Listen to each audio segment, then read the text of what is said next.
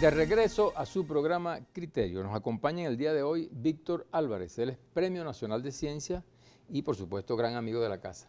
Gracias, Víctor, por haber aceptado la invitación. No, gracias a ti, Germán. Bueno, Víctor, estamos en tiempo de constituyente. Una constituyente que el Ejecutivo Nacional, con todos los problemas que ha habido, pero además está planteado que esto es para resolver el problema de la paz en Venezuela y del caos económico. ¿Tú crees que con esta constituyente resolvamos todos los problemas que están presentes en el país? Bueno, si evaluamos a la luz de la reacción que ha tenido el país, la respuesta que ha tenido el país, esa constituyente que supuestamente se convocó para propiciar un ambiente de diálogo y para asegurar la paz, lo que ha hecho es todo lo contrario.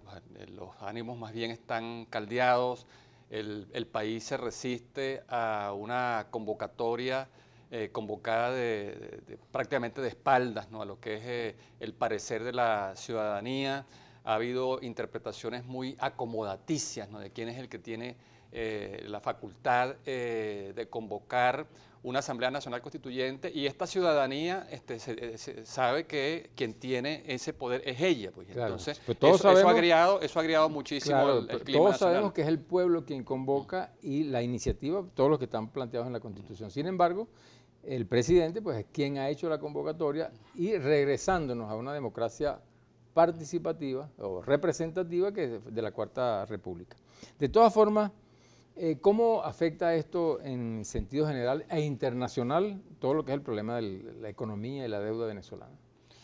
Pospone, ¿no?, la adopción de una serie de medidas que ya eran, el año pasado ya eran urgentes, ¿no?, y este año tampoco se han terminado de tomar. ¿Cómo cuáles, Víctor? La unificación del régimen de cambios múltiples, la erradicación del financiamiento del déficit fiscal con emisiones de dinero sin respaldo, la sinceración de los precios y la eliminación de una ley de precios y de una institucionalidad que lo que ha hecho es ahogar y estrangular a la producción, los exagerados subsidios a la gasolina, que lo que estimulan es el contrabando de extracción, la reducción del gasto militar. O sea, hay un conjunto de medidas que el gobierno pudo haber tomado para sanear la situación, que no hacía falta convocar ninguna asamblea constituyente. Esas medidas son neoliberales. Aquí está estigmatizado el término neoliberal, de los subsidios, por ejemplo, de reducir por lo menos los subsidios. Unas medidas se consideran que son neoliberales cuando afectan a la población más vulnerable, ¿no?, cuando suponen un programa de ajuste cuyos costos lo pagan los pobres. Estamos en un estado neoliberal entonces ahorita, porque claro, está sufriendo la exactamente, mayoría de la población. Entonces si a ver vamos, es decir, más neoliberal y más antipopular que mantener un régimen de cambios que sencillamente es aprovechado por un conjunto de mafias, ¿no?, y de especuladores cambiarios, que son los que logran tener la asignación de dólares a 10 bolívares para después revenderlos en otros mercados. Si a ver vamos, mantener unos subsidios indirectos a los alimentos, a los combustibles, que lo que hacen es estimular el contrabando de extracción, y no se consiguen esos alimentos ni esas medicinas en los anaqueles de los supermercados y farmacias venezolanas. O sea, el mantener esas, ya no desviaciones, ¿no?, de política económica, ya no errores de política económica, sino incentivos perversos, ¿no?, para que se tejan esas mafias, eso sí es antipopular, claro, y es neoliberal. ¿Qué son para ti los CLAP? Que es la bolsa de alimentos que se le entrega a las personas. ¿Tú crees que eso es una respuesta a los problemas económicos en el país? O sea, por lo menos de la alimentación. Mira, la manera como se están utilizando los CLAP, ¿no?, para casi que chantajear a que lo recibe, ¿no?, para que vaya a las movilizaciones, para que firme pronunciamientos, ¿no?, bajo amenaza que entonces van a perder la bolsa y no van a poder poner comida en la mesa de su casa, lo que nos revela es que los CLAP están siendo utilizados como un mecanismo de dominación, ¿no?, como una manera de atentar y de destruir la dignidad de un pueblo. Entonces, la propia gente que lo recibe termina sintiéndose humillada, termina sintiéndose irrespetada, termina aterrada, y eso tarde o temprano va a caer por su propio peso. O sea que hay quien dice que, bueno, como eso se compra a 10 bolívares el dólar, ¿verdad?, una caja de CLAP mínimo te cuesta 10.000 bolívares cuando no la revenden a 20 o más. Claro. O sea, ¿cuánto entonces realmente es el precio de una bolsa de CLAP de esa? Mira, se han hecho muchos estudios, ¿no? Se ha agarrado la bolsa CLAP, se ha sacado los productos, se han hecho las consultas a nivel internacional, cuánto cuesta eso. Y cuando sale muy caro, ¿no? Los productos que contiene la bolsa salen entre 23 y 25 dólares.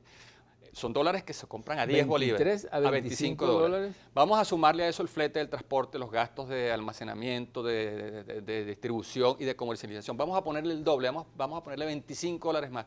50 dólares. 50 dólares por 10 bolívares son 500 bolívares que debería costar la bolsa CLAP. Sin embargo, se vende en 16.000 y hasta en 20.000 bolívares. ¿Quién se queda con los otros 15.500 bolívares? ¿Quién se queda con los otros 19.500 bolívares? Porque el argumento es que se mantiene el dólar de 10 bolívares para abaratar el precio de los alimentos. Si fuese así, entonces esos productos traídos con dólar a 10 que cuestan 25 dólares más los 25 por los gastos, que son 50 dólares, no debería pasar de 500 bolívares. Entonces se cae el propio argumento. Y el costo real de la bolsa de CLAP, entonces, llevado a esa operación matemática, dólar-bolívar, ¿cuánto costaría entonces? Debería ser 500 bolívares. Pero el precio real que te lo están vendiendo a las personas, si un dólar cuesta 10 bolívares, esa bolsa cuesta 20.000 bolívares, ¿cuánto cuesta esa bolsa? Claro, ahí es donde ves la tremenda distorsión, ¿no? Por eso es que incluso ese producto subsidiado lo terminas encontrando en Cúcuta, en Pamplona, hasta en República Dominicana, en Belén do Pará, en Boavista, porque ahí es donde se revela que esos irracionales subsidios finalmente no favorecen a la población, porque al final de cuentas la cobertura de las bolsas CLAP es muy limitada en comparación con la cantidad de hogares que hay en el país. Entonces hay demasiadas evidencias de que el mecanismo al final de cuentas terminará siendo otro intento por manipular y por someter a la población, y donde esos argumentos de llevar comida barata a la población no se cumplen. Mecanismos de control, ¿no? Pero también la Asamblea Nacional está precisamente dispuesta para que controle todo lo que es el endeudamiento del país. Recientemente se vendieron unos bonos de manera escandalosa, según te escuché a ti también, que son los bonos que compró Goldman Sachs. ¿Cómo te parece esa operación? Explícanos un poco, cuál es el sentido de esa operación. Sí. Bueno, ¿Cómo queda Venezuela, pues? ¿Qué fue lo que ocurrió, no? PDVSA había emitido en el año 2014, un bono que se vencía en el año 2022, a través del cual le pagó una deuda que tenía con el Banco Central de Venezuela, quien antes le había suministrado bolívares para que PDVSA pudiera pagar la nómina, pudiera pagar a sus proveedores y contratistas, ¿no? El valor facial, el valor nominal de ese bono estaba en 2.800 millones de dólares, ¿no? En el 2022, cuando ese bono se venciera, el Banco Central de Venezuela podía cobrar entonces 2.800 millones de dólares o su equivalente en bolívares si es que se llegaba a ese arreglo, porque ese bono lo pagó el Banco Central de Venezuela en bolívares a PDVSA. ¿Qué hizo el Banco Central de Venezuela? Bueno, pero lo compró en bolívares, denominado en dólares, sí. ¿A 10 bolívares por dólar? A la tasa de cambio de ese momento. Okay. A la tasa de cambio de ese momento. Ahora, ¿qué ocurre? O sea, ¿dónde está el daño patrimonial? Resulta que ese bono, que lo pudo haber cobrado el Banco Central de Venezuela en el 2022 por 2.800 millones de dólares, lo vendió en apenas 865 millones de dólares. Es decir, lo vendió apenas al 30% de su valor, concedió un descuento del 70%. Pero a su vencimiento, ¿cuánto tiene que pagar Venezuela? En el vencimiento, entonces, ¿cuál es el problema? Que una deuda interna, que no afectaba para nada el saldo neto de las finanzas públicas, resulta que se convirtió ahora en una deuda externa, porque cuando ese bono se vence en el 2022, PDVSA le va a tener que pagar a Goldman Sachs 2.800 millones de dólares. Más los intereses de 6% anual. O sea, Víctor, pan para hoy y hambre para mañana. Se recibieron 850 millones y se tendrá que pagar 2.800. Tenemos una sección que nos dice la gente desde la calle. Vamos a escucharla y nos responden en el próximo segmento. ¿Cómo no?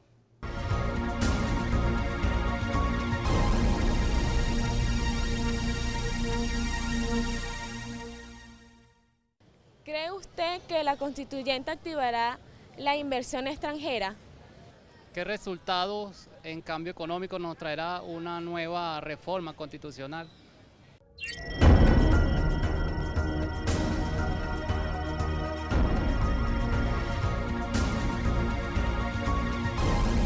De regreso a su programa Criterios, estamos hoy con el doctor Víctor Álvarez, Premio Nacional de Ciencias. Víctor, de todas formas le decimos a nuestra gente que si nos quieren escribir, nos escriban a @criterios_gb y la etiqueta Economía en Criterios. Víctor, te hicieron una pregunta.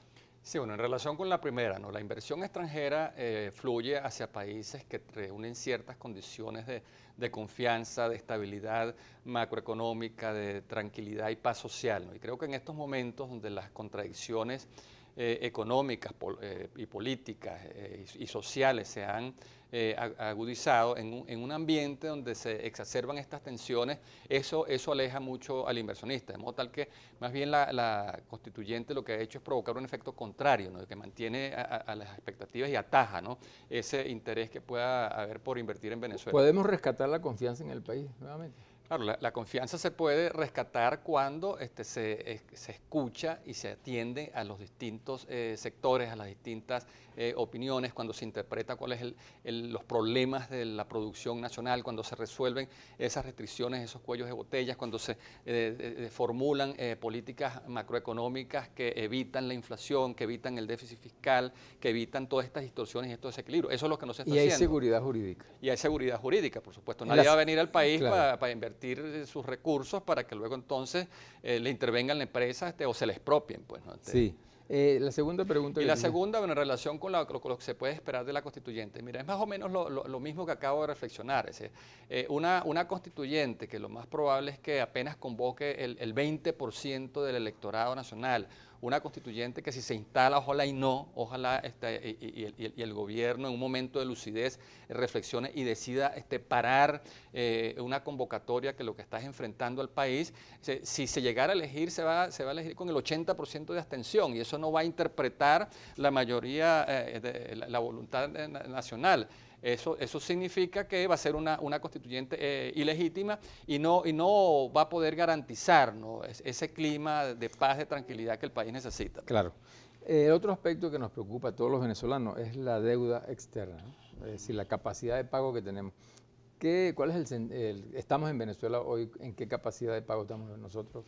Mira, la capacidad de pago y la deuda externa de Venezuela viene dada por la cantidad de divisas que genera PDVSA, que es prácticamente la única empresa que genera divisas. O sea, de cada $100 que entra al país, 95, 96 los pone PDVSA. ¿Cuál es el problema? Que la producción de PDVSA viene declinando, ¿no? De 3.400.000 que tuvimos en el año 2001, resulta que hemos caído a junio del año 2017 a 1.900.000 barriles. 1.040.000, escuché el otro día. Claro, cuando tú a ese 1.900.000 le quitas el consumo interno, porque el consumo interno se traga por lo menos 600.000 barriles, y cuando a eso le quitas lo que tiene que enviarse como pago a la deuda de China y como los programas de Petrocaribe y el convenio con Cuba, resulta que el neto que le queda al país para vender son 800.000, 900.000 bolívares. Si los precios del petróleo no se derrumban por debajo de los 40 otra vez y se mantienen allí en $40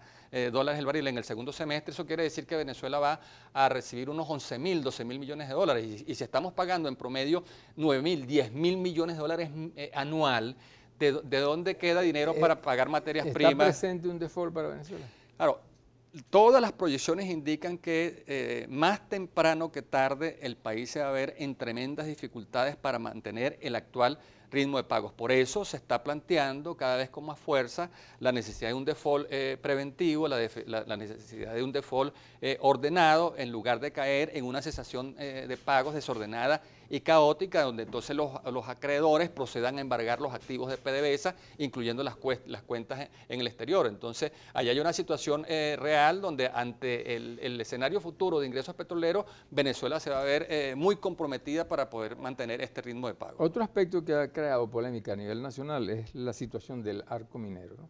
¿Cuál es la situación actual? O sea, y va a responder eso a lo que son las necesidades que tiene Venezuela para la inversión, en este caso. Mira, el arco minero se está vendiendo, no se le está presentando al país como la alternativa no petrolera, ¿no? Lo que puede salvar al país de sufrir por Pero es rentista igualmente. Claro, entonces a eso iba, ¿no?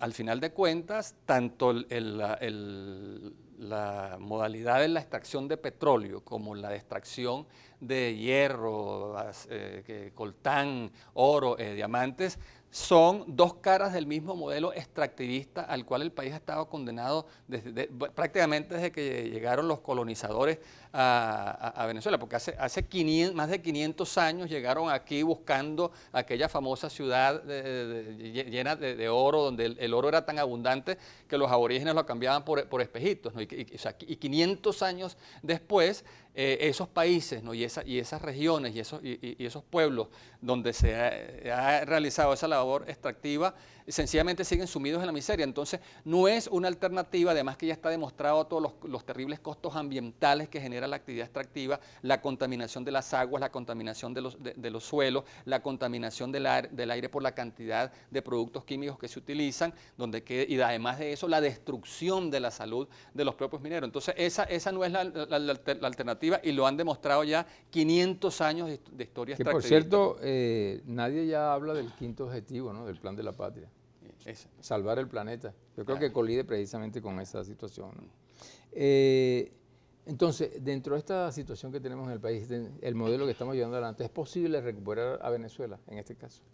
Es posible recuperar a Venezuela desde el punto de vista económico. Si se corrigen, no solamente si se corrigen las desviaciones y errores de política económica, ¿no? las desviaciones en materia cambiaria, en materia fiscal, en materia monetaria, en materia de precios, sino sobre todo si se desmonta un modelo de expoliación, ¿no?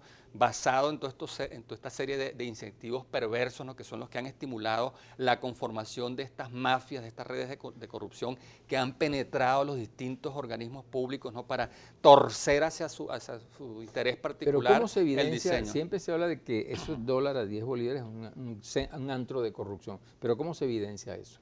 Mira, cuando unos grupos privilegiados son los que tienen acceso a la divisa de 10 dólares, porque el que me está escuchando no compra esas divisas a 10, ni siquiera las compra en las subastas del DICOM. Son esos grupos privilegiados, ¿no? La llamada boliburguesía, los llamados bolichicos, ¿no? Los grupos que están conectados a su vez a funcionarios que son los que le dan esa gracia y ese favor, pero no solamente es que le dan los dólares preferenciales, es que le dan además la exoneración del arancel de aduanas para que no paguen el arancel en las aduanas. Además de eso, le dan los créditos del sistema financiero público para que entonces instalen sus empresas aquí. Además de eso, les conceden los permisos fitosanitarios y de alimentos para traer. Claro, entonces al final de cuentas te percatas que todos esos instrumentos de política económica han sido capturados y secuestrados por esos pequeños grupos de poder. Estamos ya llegando al final de este segmento, sin embargo, quería preguntarte el problema inflacionario que nos acogota todo. Brevemente, ¿cuál es tu opinión al respecto? Mira, es terrible, este año la inflación está trotando a razón del 25% mensual. Prácticamente anula todos los decretos que se puedan ¿El aumento de sueldo aprobar. tú crees que recompenses? No lo compensa porque cuando tienes una inflación que este año puede estar en torno al 700% y tienes unos aumentos que están en torno al 100%, o sea, el aumento de sueldo se vuelve sal y agua, ¿no? Entonces allí es pura ilusión monetaria, es la sensación de ganar más dinero que alcanza para comprar que sea menos como bien. Sal y agua. Víctor, una reflexión final al país. La necesidad de reencontrarnos, ¿no? La necesidad de ir a una reconciliación nacional sin impunidad, ¿no? La necesidad de saber aislar a los factores violentos que están apostando a una gran batalla final. Creo que la mayoría de la población venezolana tiene una aspiración de que este conflicto se resuelva en paz, ¿no? Y ese es mi llamado, a que resolvamos esto, a que nos reconciliemos y nos reencontremos, pero sin impunidad. Por la paz. Por la paz, Germán. Gracias por haber venido. A ti, Germán. Ya regresamos.